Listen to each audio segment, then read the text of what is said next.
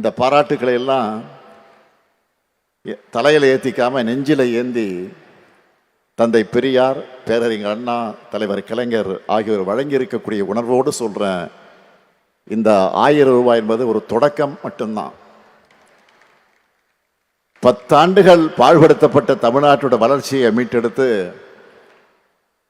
வரலாற்றிலே இல்லாத அளவுக்கு, இந்தியாவிலே எந்த மாநிலமும் சாதிக்காத அளவுக்கு பொருளாதாரம் வளர்ச்சி அடையும். 16 விழுக்காடு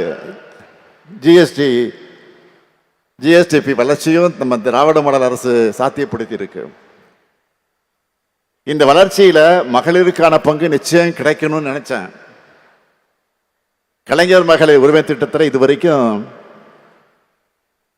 13,75,492 சகோதரிகளுக்கு மாசம் 1000 ரூபாய்னு இதுவரைக்கும் 28,000 ரூபாய் வழங்கியிருக்கிறோம். எண்ணிக்கையை உயர்த்தணும்னு சொன்னேன். அதுக்காக மக்களுடன் ஸ்டாலின் முகாம்கள் மூலமா விடுபட்ட மகளிரும் விண்ணப்பிக்கலான்னு அறிவிச்சு இன்னைக்கு காலையில் 16,94,339 பேருக்கு அக்கௌண்ட்ல 1000 ரூபாய் போட்டுட்டோம். இனிமே தமிழ்நாட்டில் இருக்கிற 1,30,69,831 சகோதரிகளுக்கு 1000 ரூபாய் மாசம் மாசம் தொடர்ந்து கிடைக்கும்.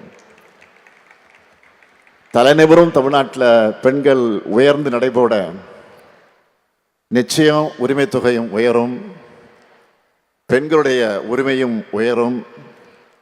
உறுதியாக சொல்கிறேன், எதிர்காலத்தில் வரலாற்று ஆசிரியர்கள் வரலாற்று எழுதும் பொழுது மகளிர் முன்னேற்றத்தினுடைய புதிய அத்தியாயத்தை ஸ்டாலினுடைய திராவிட மாடல் ஆட்சியில் தொடங்குச்சுன்னு தான் எழுதுவாங்க.